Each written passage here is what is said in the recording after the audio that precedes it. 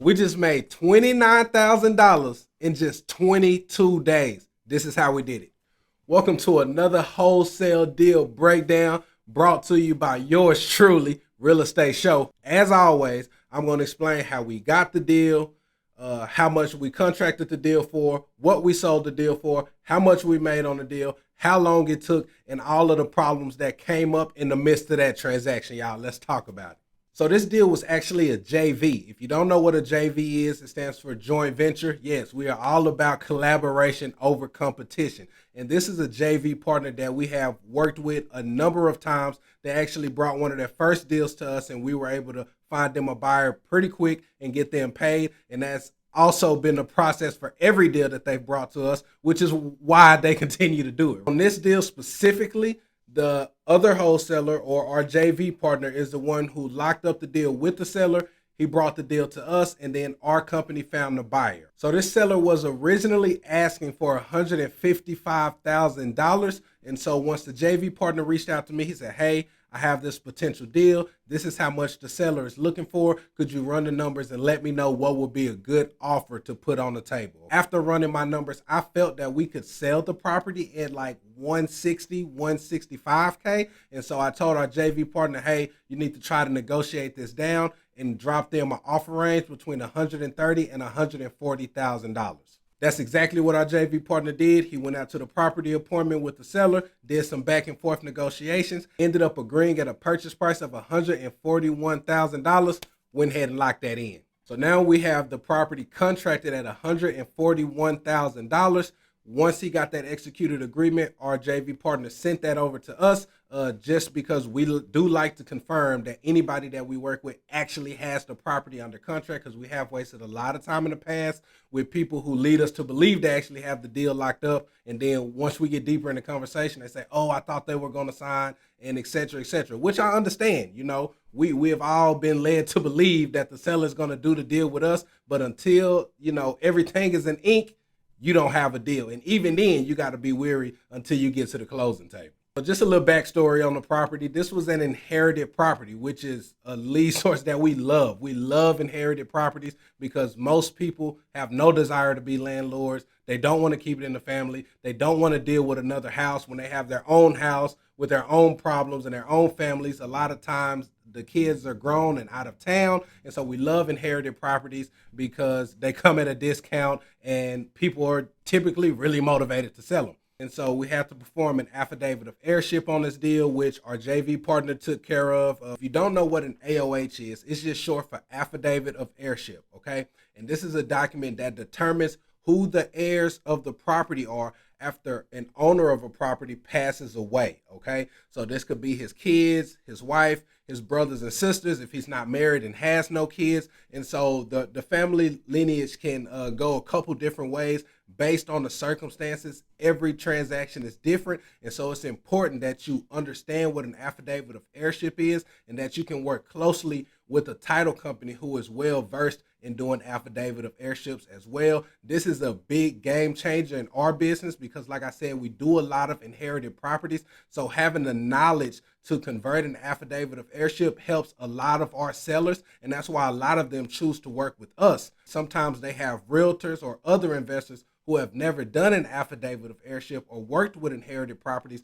don't know how to communicate with the family and the other heirs who may be involved, even if the family is not speaking. That's something that we do a lot of the times. We patch the deal together when one side of the family is not speaking to the other side of the family, and we communicate with both sides like an intermediary. So it would behoove you to understand the affidavit of heirship process. That way you can also offer that to your clients as a benefit. And there are a few benefits the seller gets by doing the affidavit of heirship as opposed to going through the probate process.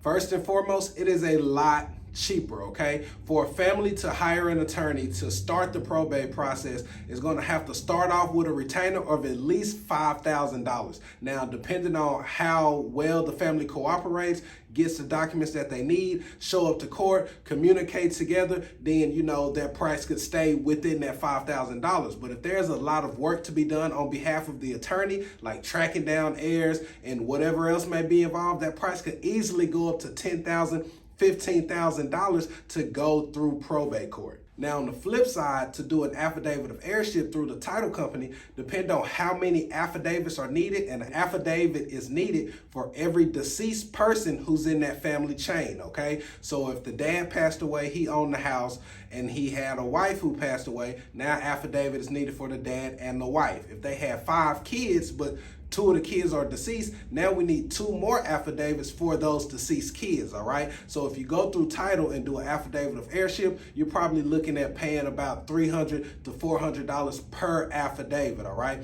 So let's just say there are 5 affidavits at $300 each. We're talking about $1,500 to do all of that work, compared to a minimum of $5,000 if they hire an attorney and go through probate court. Second, probate court, I've seen it take anywhere from 1 to 3 years for a family to get all the way through probate court. Whereas when we do affidavit of heirships, we can still get the deal done between 30 and 60-day mark, depending on how well the family is communicating and how quick they're getting title, the documents that are necessary to move the transaction forward. As you can see, doing the affidavit of heirship is way more cost efficient, is way more time efficient, and as an investor with resources, you can do the groundwork to make sure you get in contact with all of the heirs who may be involved, so they are aware of the sale. You can explain that to them and get everybody on board. And sometimes everybody is already on board, they just need your assistance to complete the affidavit of heirship.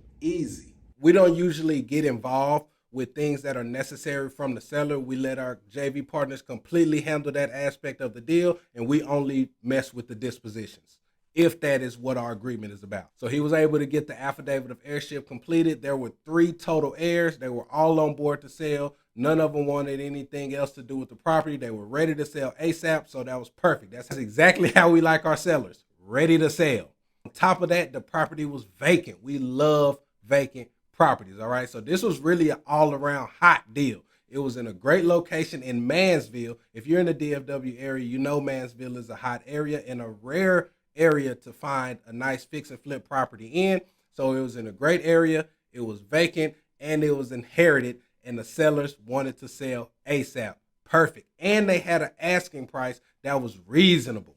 Perfect. The home had been vacant for like 6 months or so after the passing of the person who was living there, and the house needed a full remodel. So there was a lot of work to be done on the house, which is another point of motivation for the sellers to sell. On a scale from 1 to 10, I would put it about a 4, but again, the location made it really desirable, which brings me to my next point. Now, initially, I said I felt like we could sell this deal for $160,000 to $165,000, but we ended up linking up with a hedge fund who was willing to pay $170,000. Now, if you don't have any hedge fund buyers, I surely suggest you to get some on your buyers list, because they will typically pay more, especially properties that fit within their certain criteria box, and they'll typically give you all that information up front.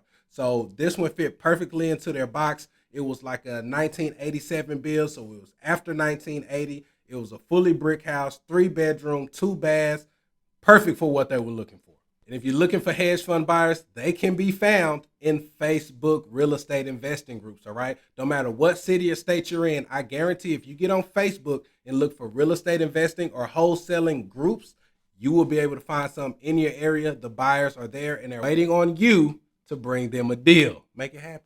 One small problem we ran into while working this transaction is the house was full of junk. I mean, it was completely junked out, damn near from floor to ceiling, with boxes, clothes, furniture, trash, all kinds of stuff. And so when the buyer went in to do his final inspection, he wanted to get a survey of the property done before closing, but the surveyor could not even do what they needed to do because there was literally so much junk inside the property. And so the initial survey did not go as planned. They had to cancel and reschedule. We had to get the sellers to clean out some of the mess, and then the surveyor went back. Now that caused a couple-day delay, but we were still able to close this in 22 days. Could have been a lot quicker had we would have, known that the survey issue would have came up. Then we would have just had the seller, clean up some of the stuff beforehand. But as an added benefit, we do also offer for our sellers that we can hire a company that can remove the trash and things like that. Now, it may affect the purchase price a little bit, but what we're bringing is the speed and the convenience to be able to go ahead and clear the house out so they can get the house sold and put cash in their pocket and move on to bigger and better things. So moving forward in that instance, what we'll be doing is making sure that the seller knows upfront, hey, now we can still purchase the property with all of these items inside to make it convenient and stress-free for you. However, I am going to have to reflect the fact that we have to do all this cleanup in my purchase price, all right? So I may have initially offered you $100,000. Well, that purchase price may go down to $99,400, all right? Accounting for $600 to pay for the trash removal or junk removal. Or I might elect to, subtract $1,000 or whatever seems reasonable at the time based on the amount of work that needs to be done. And that just goes along with setting the expectations for your sellers so they don't come into any surprises throughout the transaction. You want to be straight up and down, you want to be transparent, and you want to set expectations. So if you see something, say something. So it was a win-win situation for everybody, and that's how I like doing business. When everybody wins, it's a lot more fun that way. So the property was contracted at $141,000, and then we found a buyer at $170,000, leaving a $29,000 assignment fee. But since this was a JV deal, we split this deal 50-50 with our JV partner who brought the deal to us. So my company got $14,500 and he was able to take $14,500. Just so happens we are in the real estate business, so there's a lot of money to be made. If there's no greed and ego and hatred involved, everybody can get paid, bro.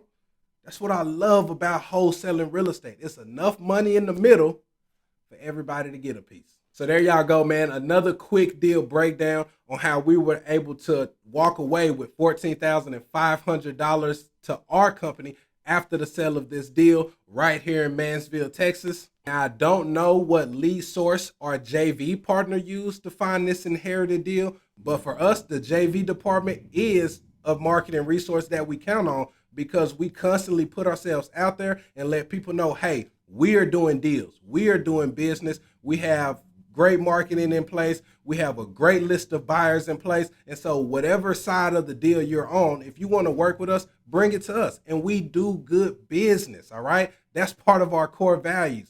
Do what's best for the business. And if you want to do what's best for the business, you have to do good business because reputation is everything. Your brand is everything. Your word is everything. And once you get into real estate, you realize how small of a community the investing space really is.